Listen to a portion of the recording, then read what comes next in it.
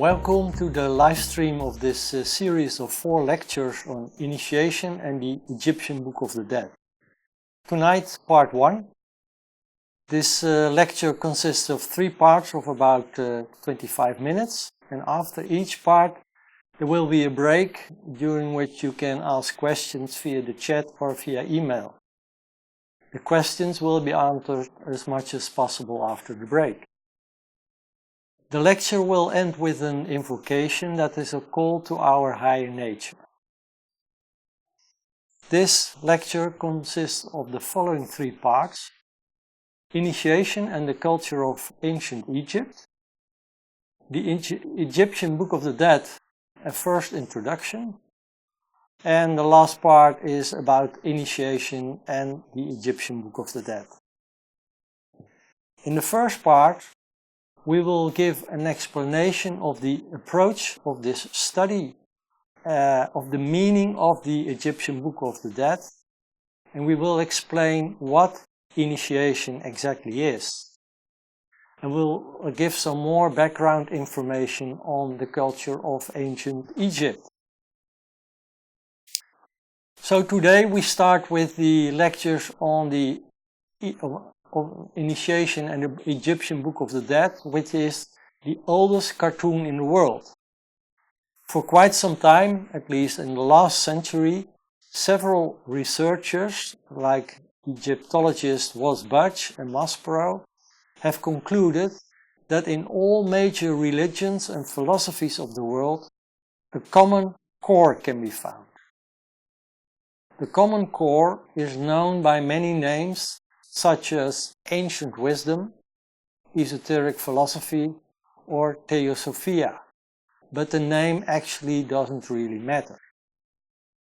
The Theosophia is based on 3 propositions, namely the first, the boundlessness of life and consciousness. Everything in the cosmos is alive. Second, cyclicity. All life manifests cyclically, and in between are rest periods, like for instance death. And the third is the joint growth of all beings based on free will. And at all levels there is an analogy in the pattern, as above, so below. What can the Theosophia mean for deepening the understanding of the culture of ancient Egypt?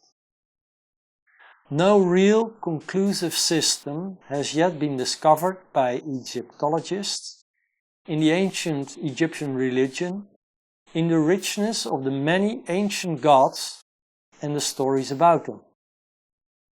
Take for example the fact that the mythological stories about the creation of the cosmos and man in ancient Egypt were already very different for each individual city.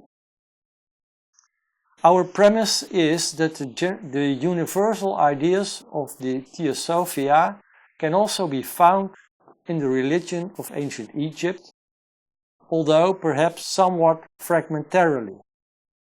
And that's one of the reasons for this series of lectures. Knowledge of the processes of life and death and initiation into the processes of life and death are a common thought in both Theosophia and the religion of ancient Egypt. Important, the processes of initiation are about the accelerated development of consciousness, as any human being could go through at any time. Main character in the Egyptian Book of the Dead is not just a person from ancient Egypt, but could be any human being like ourselves at some point in the future, and that brings it much closer to us. It is an invitation to everyone who is seriously interested in this culture to take notice of the results of this study. In our opinion, it can contribute to more understanding of the culture of ancient Egypt. The purpose of this study is to study the relationship between the knowledge of initiation and the text of the Egyptian Book of the Dead. Therefore, study of the relation between the following two topics: the vision of life and death and related ideas about the processes of initiation according to the Theosophia, and the plates and texts of the Egyptian Book of the Dead as prepared by various Egyptologists in modern languages as a translation of the hieroglyphs using the so-called Rosetta Stone. The name hieroglyphs, by the way, already indicates something. Hieros means sacred language, and glypho means I engrave. So the Egyptian characters were sacred, like in India the Devanagari was the language of the gods.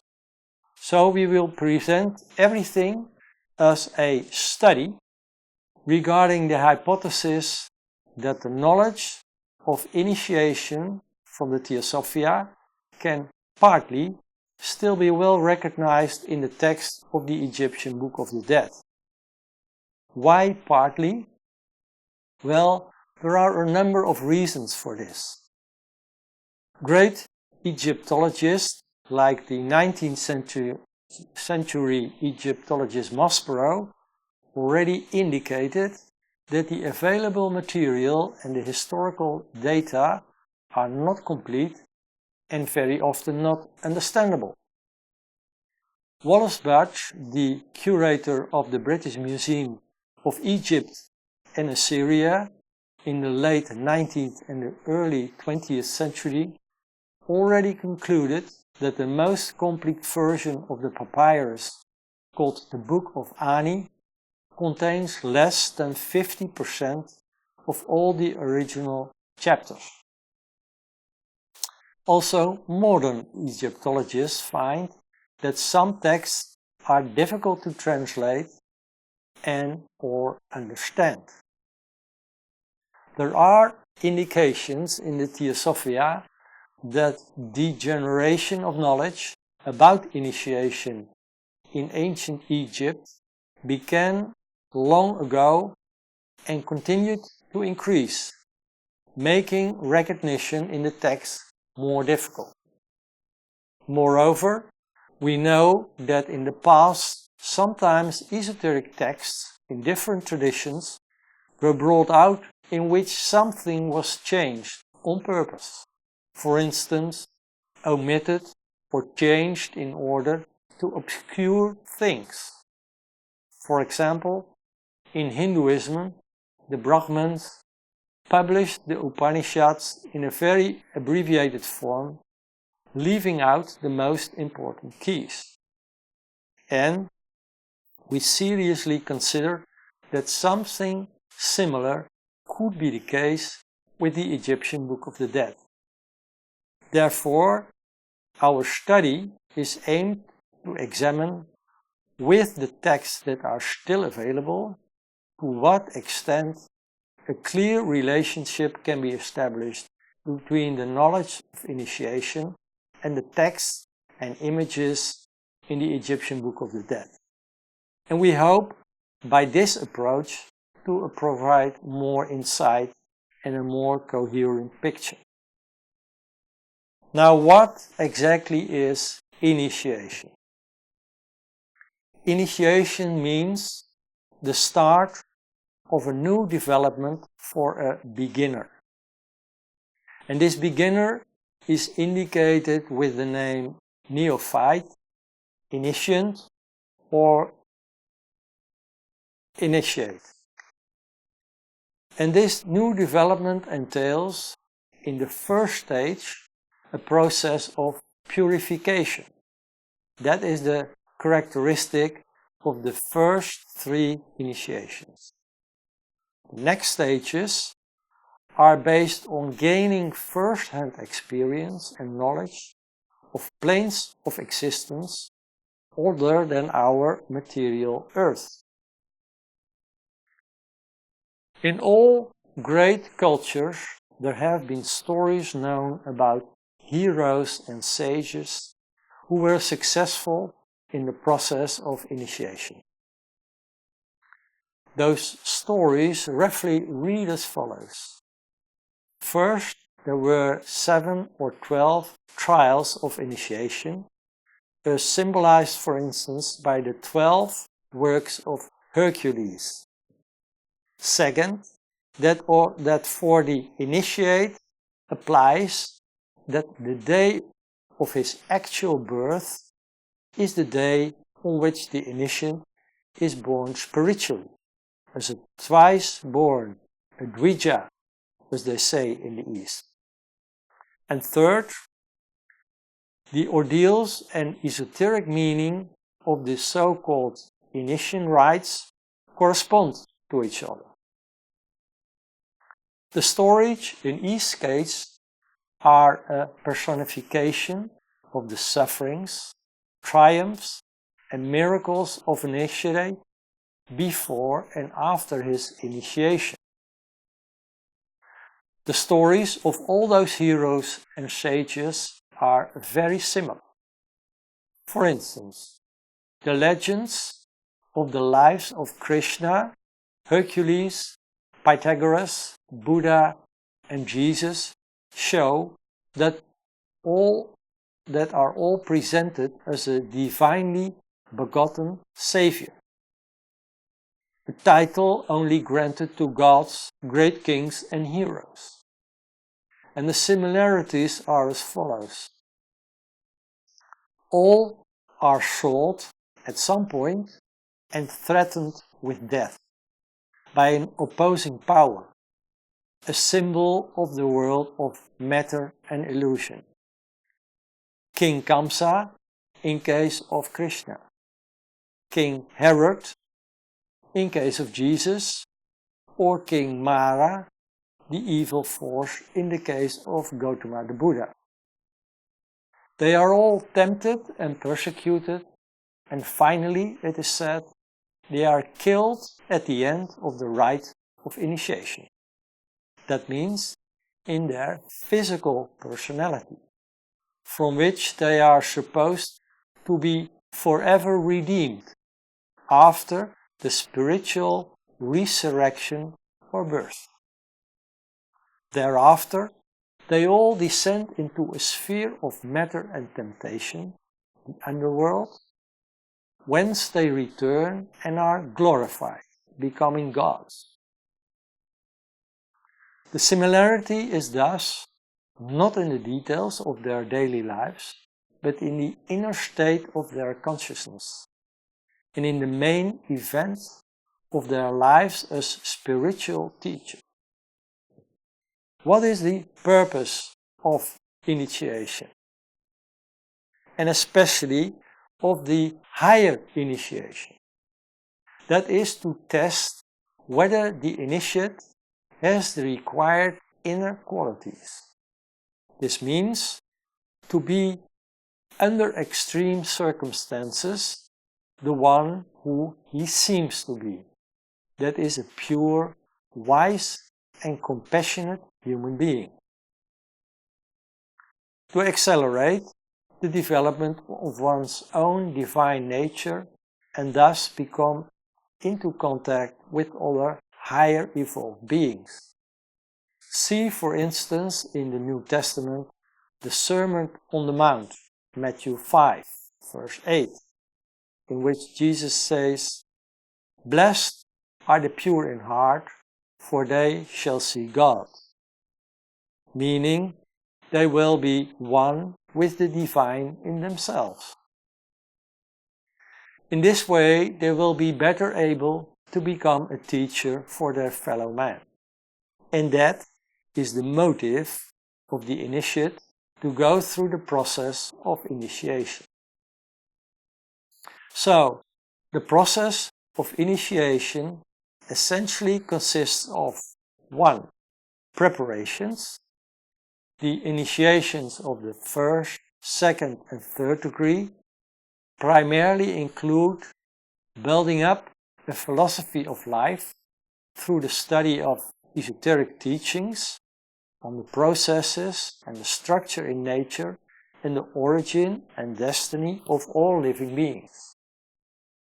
Aspiration, constant striving to grow spiritually and intellectually, and leading the life. That means practical discipline. Assuming reincarnation, we have and need multiple lives for this. Second, gaining first-hand practical experience from the fourth initiation onwards.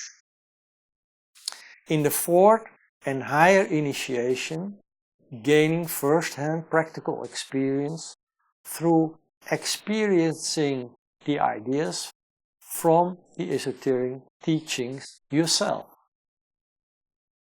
In this process, he is guided by a teacher. The initiate goes to other planes or spheres of existence in the cosmos. Higher planes for inspiration to return as a teacher, and lower planes to inspire and assist sentient beings over there. According to Theosophy, the process of initiation is a universal process throughout the cosmos. A teacher in the form of a so-called avatara, a divine being, descends into our world to bring the spiritual light here, like Jesus, Krishna, Sankaracharya, etc. did. This is especially in periods of spiritual poverty, to speak with Plato. The initiate descends from our world to a lower region of the cosmos to bring the spiritual light there. The processes of initiation always have been known in many cultures, for instance in ancient India, in ancient Egypt, Greece, and among the Romans. They were practiced in the so-called mystery schools, accessible only to those who were inwardly sufficiently ethically, morally developed. The nature of the initiation processes, being a series of tests, demands a high standard of the initiate. Required characteristics are a heart and soul of steel, an iron determination, be brave and righteous, and at the same time gentle, kind, modest, and above all compassion. Having banished every human passion that leads to evil, forgiving, ignoring and forgiving personal injustice. In short, requirements are: one must be worthy, fit and ready to go the path of initiation to maximize the chance of success. In ancient Egypt there were also those mystery schools, for instance in Memphis, Thebes, Sais and Heliopolis.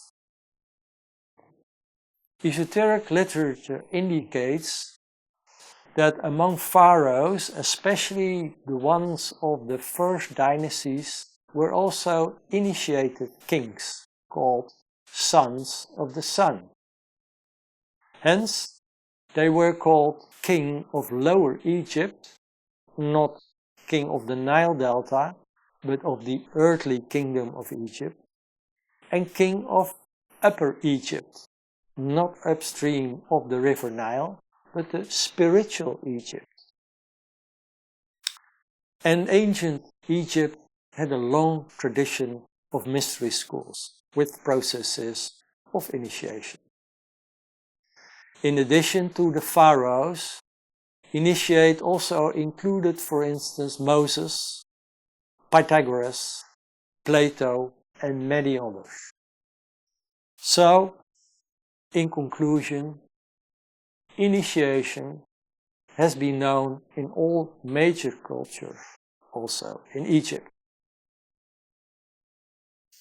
Now, what is the background of the culture of ancient Egypt?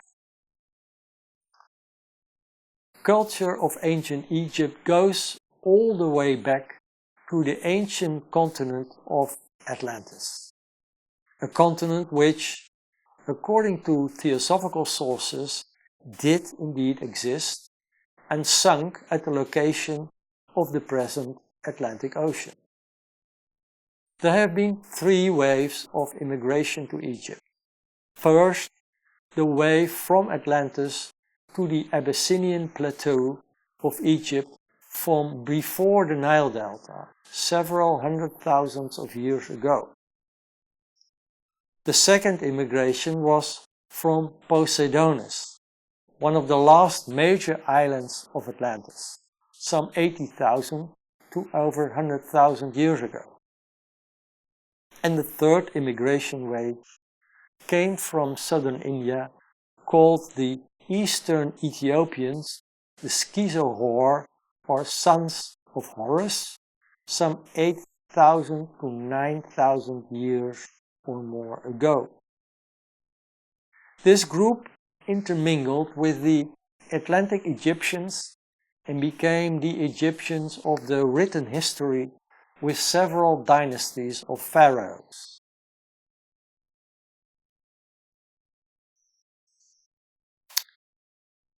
From at least well over 3000 BC to 300 BC, Egypt had a very high profile in the world because it possessed very ancient knowledge and wisdom. Mythologies tell of dynasties of divine kings and mystery schools, such as of Thebes, Memphis, Heliopolis, Sais, Abydos, Luxor and Karnak, in which the greatest of the sacred mysteries were kept. All esoteric knowledge from the Middle East and India was known in those mystery schools regarding the spiritual side of life. In the lesser mysteries, such as in the myths, in the pyramid texts, in the sarcophagus texts, and in the so-called books of the dead, and in the greater mysteries, the knowledge of the process of initiation. But also consider the knowledge of the ancient Egyptians of hydraulic engineering, mathematics, physics, astronomy, alchemy, medicine, etc. Important classical Greek thinkers, such as Pythagoras and Plato, went to Egypt for their education. Still, the Egyptians were an ordinary people, but they were a very religious people with the mystery schools, increasingly degenerating. Let's have a first acquaintance with the culture of ancient Egypt in the form of a few basic ideas which, according to theosophical sources, were known in the mystery schools. First, consciousness as a starting point and also the idea of the cyclicity of life. According to the ancient Egyptians, the soul is immortal and appears and disappears with the so-called solar boat of the god Ra. In the next picture you will see this solar boat encircled.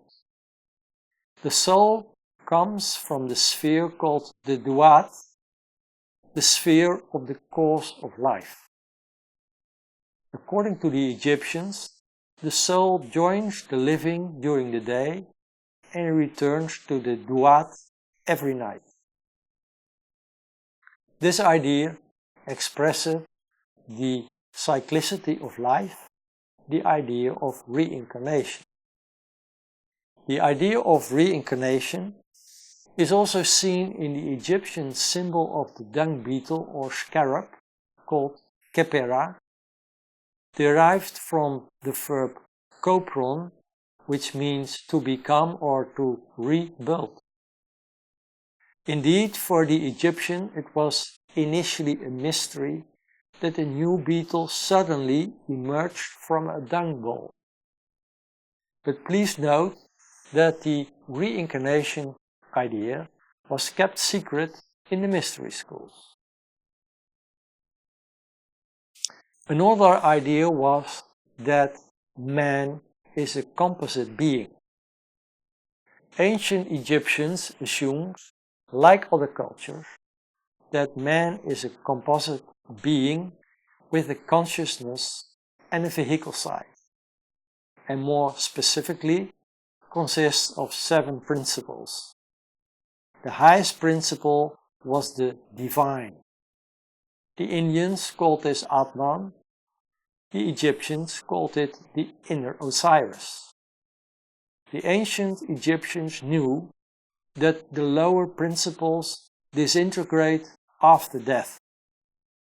But there are also eternal principles in man, symbolizing among others by the soul bird, the divine swallow, which is a symbol for the higher manas, the higher mind, and the serpent of fire, a symbol for Atman Buddhi. In the literature, both Theosophical and the literature of the Egyptologists, you will find various 7-fold divisions. And as an illustration, I show one of them to you. You see 3 columns. The left column states the Sanskrit words of the Theosophia, and you see in the middle column the meaning of these principles. From bottom to top, it is the body principle, the astral principle, the vital principle, the desire principle, the mind, the spiritual principle, and the divine principle. And you see in the right column the Egyptian words for it, one of the words that you can find in the literature. And so you see Kat for the body, Ka or Kaba for the astral body, then another Ka for vitality, the Ko, Ak, Ba, Sa, and Osiris. And actually, during our lectures of the Book of the Dead, we will mainly see the Ka being the lower astral vehicle, and the Ba being the higher mind, and Osiris, the inner Osiris, Atman, will appear in our lectures, but for the rest we will not really deal with all those various parts of composite man as the Egyptians used them. The third basic idea was the processes of growth and transformation of man, which is related to the process of initiation. Ancient Egyptians taught the development of the highest virtues in oneself. Through inner growth, it is possible to transform yourself, as it were, such that you activate the latent divine in yourself, your inner Osiris, through gradual growth in many incarnations, or by accelerated growth through the process of initiation. In various Egyptian papyruses, the cosmogony, as known in the Theosophia, can be found in parts, but only fragmentarily in isolated phrases. And we will see that in the coming lectures, that it really is these isolated phrases that give you a clue that they were knowledgeable about the core teachings of the Theosophia. We'll see that later on. The Egyptian religion consisted of 2 types. First, the ceremonies of the majority of the people, the exoteric side, and second, the religion of the heart and intuition, the religion of the initiation chambers, of the mystery schools. It is related to the accelerated ennoblement of consciousness. Esoteric teachings were preserved and protected in the mystery schools, often attached to the larger temples in the country. Those schools were known since the days of Pharaoh Menes, of the first dynasty of pharaohs, 3100 BC. Why preserved and protected? To prevent misuse of knowledge and wisdom. It is worth mentioning that even before the first dynasty, knowledge in mystery schools was no longer completely pure. And after it further degenerated, also due to, for instance, the early death of the hierophants, that is the leaders of those schools. Now, what kind of religion did ancient Egypt have? The religious ideas of ancient Egyptians were very complex. They were hidden in many allegories and symbols. And you have always, when you study these allegories and these mythological stories, you have always to be alert of the context that you are reading those stories in order to figure out what actually the meaning behind it is. Another thing is that per city, sometimes very different gods were playing a central role in the religion. The forces in nature were personified to make them manageable for the people in this era. And Egyptologists of the 19th century, such as Maspero, argued that in the course of the hundreds of years, religious visions were also constantly changing significantly, and that there is no such thing as one Egyptian religion. There seems to be many contradictions. In part, this was also because temples had a different focus in terms of knowledge. Sometimes they were focused on the cosmos, on the cosmogony, others on the solar system, and others on Earth or humanity. But also differences in emphasis on science, philosophy, or religion.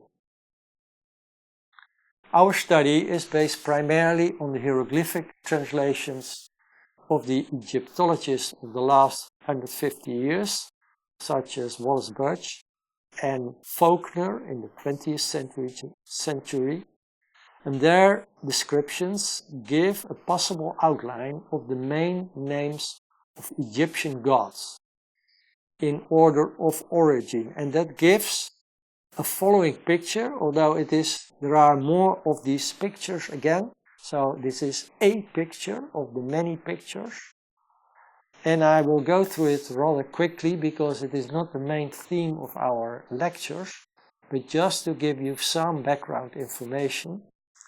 We see at the top the god Tem or Atum, the highest self-created god, and in the city of Memphis they had the god Ptah on this same position. In Isis Unveiled, Madame Blavatsky calls the god Ptah the demiurge. That is the name for the collective of the creators, plural, of the world, who are in the Bible called the Elohim. And through the process called emanation, our world was formed. Then we see a lower level, because when we speak about emanation, this process of emanation resulting in manifestation goes in different steps downwards to even more material world. So the second step in this Genesis process is the step from the cosmos to the solar system, and there we have on top the sun god Ra, born of Tem and Nun, and one of the other names of Ra is Khepera.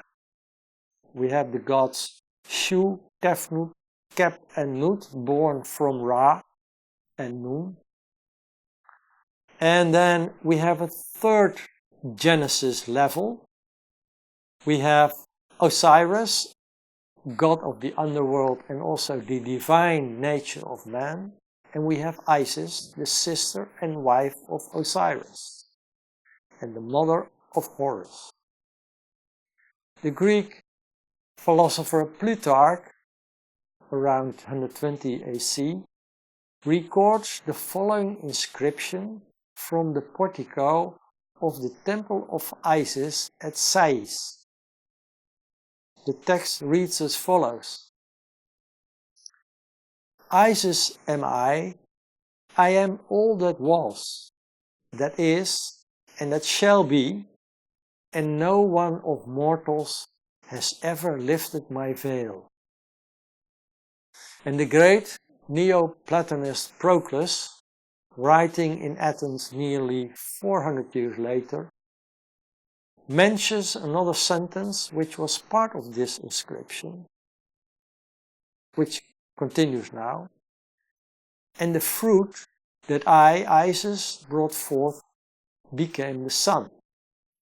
This may give you something to think about. Then we have the god Set, the brother and murderer of Osiris, also often called Typhon, and the husband of Nephthys. Nephthys is the sister of Isis and the mother of Anubis. Then we get the fourth phase of Genesis. And then we get Horus, the falcon god, the son of the god Osiris. He symbolizes the higher thinking of man and the heart, the higher human consciousness, the inner Buddha or the inner Christ. He is the opponent of Set, the brother of Osiris, and we will see that in the coming lecture, what is happening with those guys. Then we have Anubis, the god of oblivion, and associated with Osiris, the guide of the initiates. Not in the schedule, but worth mentioning, is the god of wisdom Thoth, symbol of the divine intelligence, and the goddess Ma'at, the daughter of Ra and the wife of Thoth. Ma'at means justice and harmony. I have explained to you these different levels of existence and of Genesis, but we will have difficulties to see those different phases of Genesis back in the Book of the Dead. It is difficult to distinguish that, so don't expect that we will see really details of that, but this was necessary to give you some background about the gods of ancient Egypt. For ancient Egypt, Osiris was the most famous god. He was pharaoh of Upper and Lower Egypt in the mythological stories.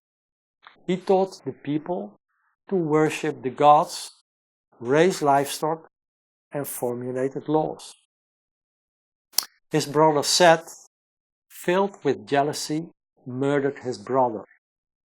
Isis, his distraught wife, searched for and eventually found the body of Osiris. But Set stole the body, tore it into 14 pieces, and scattered it throughout Egypt. Isis collected the parts again and restored Osiris' body. Then Osiris was resurrected and became the ruler of the underworld, Amenti. And finally, Horus, his son, defeated Set. Osiris' death and resurrection symbolize the process of initiation. More about that in a moment. The Osiris-Isis cult, by the way, according to the Theosophia, goes back more than 75,000 years and was thus very old by then. According to Egyptologists such as Maspero and Massi, ideas often changed in the esoteric religion of Egypt. But according to Madame Blavatsky, this is not true of some of the most important teachings that did survive, such as two examples. The doctrine of reincarnation, which was only known within the walls of the mystery schools, but also the doctrine of the spheres, about the sun and its relations with the 7 sacred planets called the 7 luminous ones, together forming the unity of the solar system. In addition, the idea of the boundlessness of life, as we can see that in the first proposition of the secret doctrine, was also known to the ancient Egyptians. This is evidenced by the 1,000-year-old papyrus of Dordinet, now in the British Museum, containing the following sentence in one of the hymns. The gods adore thee, they greet thee, O the one dark truth. So the one dark truth was the expression of the Egyptians for the boundless. It was at least known within the Egyptian temple walls at the time. Madame Blavatsky states that this thought is the source of the text in the Bible, among others, in Corinthians 3, verse 16. Know you not that you are the temple of God, and that the Spirit of God is in you? In Egyptian mythology, we do not find this thought, however, and it is explainable since many mythologies began only with Genesis of the stages of the universe that were already close to the material world. So, to sum it up, important ideas of the Theosophia were always preserved in ancient Egypt.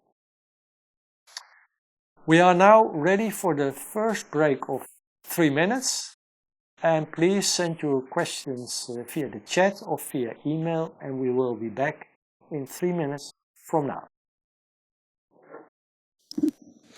Well, Joop, we have some questions by mail and in the chat. Yeah. And the first question is, you specially mentioned that it was about higher initiation. What do lower initiations stand for? Yeah, the lower initiation are what the Greek called the catharsis. That is a process of purification, and it can take many lives. It has 3 stages, these lower initiations. And it is working on yourself. First, build up a philosophy of life, and especially the esoteric teachings. Lead the life, become disciplined, and build up aspiration to spiritual aspirations to become a more pure and noble person. That is actually what the lower initiations are about. Okay. And there are also trainings, let's say, just like a pilot of an aeroplane now is trained in a simulator. This was also the case with the ancient Egyptians. They had caves and subterranean spaces where people were tested how they could control themselves in extreme conditions and stay cool. And remain calm under extreme conditions. So they were trained before they went to the higher initiations. Yeah, it sounds like basic training before you can go to the real world. Yeah, exactly, but it took many lives most of the time. Thank you. I'll go to the next question. Could you explain the Neters and how they relate to the oneness and God? The what then? Neters, N-E-T. Oh, Neter, yeah. Yeah. Neter, yeah. The Neter is a name for all the gods, but in fact, I said that actually all the forces in nature, which were called the neter, they personified all these natural forces, and they called them neter, and they called them gods, but they are all aspects of the forces in nature.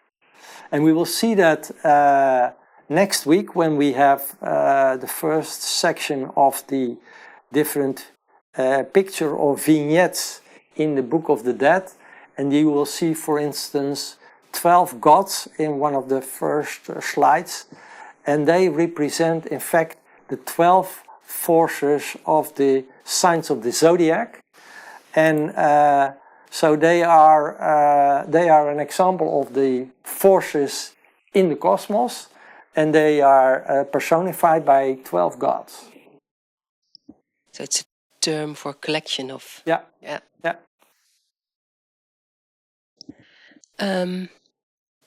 Here someone asks that in Genesis, in the Bible, as the question, the person who asks the question understands it, starts with the word. Yeah. And where is that situation located in the diagram you showed? Yeah. In the God of Hebrews? Yeah. Well, if you look at the diagram I showed with the 4 levels or 4 planes of existence, that part of Genesis, the start of the manifested world, you should place that in the first level, so the top level, with the god Tem or the god Ptah, because there the word, the speaking out of the manifestation is actually another way of expressing the idea of emanation. You can look at it in the following way. If we see the consciousness part of the cosmos as being the cosmic mind, where the idea of the cosmos is already present, then at the moment that the ideas are spoken out by the word, that is actually the first manifestation or the start of the manifested worlds. And it is actually not such a complex idea. I did preparations to give those lectures on ancient Egypt to tell you something about it. And until I start speaking to you, it was maybe a blank for you, unless you have studied it yourself. But by telling you what I have studied, I am manifesting actually some of the esoteric knowledge about the ancient culture of ancient Egypt. And that is something that happened also in the beginning of the manifestation. There was in the cosmic mind a lot of ideas about the manifested world, but then it had to be spoken out to make it happen, to come into being. Thank you, that's a great answer. And then I've got a final question, but the person who asks the question doesn't know whether it's too long to answer, but he would be very interested to hear about the influence of Egyptian mystery schools on ancient Greek philosophy. Yeah. And particularly Plato's. Particularly Plato. Well, I mentioned already that both Pythagoras, who was before Plato, and Plato himself, went to Egypt, to the mystery schools, to study for many years the philosophies of the ancient Egyptians. And I'm not so... I have read what especially Pythagoras and Plato obtained from Egypt, because they studied also other traditions. But for instance, Pythagoras obviously gained a lot of knowledge about everything that has to do with mathematics and music. Plato especially thinks about ideas about reincarnation, but also about how to rule a country. Especially the mystery school of Sais was famous for its insights how to govern a country, and that is probably what Plato studied there as one of the things I can mention, because obviously he wrote in his dialogues the Republic, the states, and that is something that had its source in ancient Egypt. Well, thank you. These were the questions for now. Okay, then we will continue with our second block, which is a little bit shorter.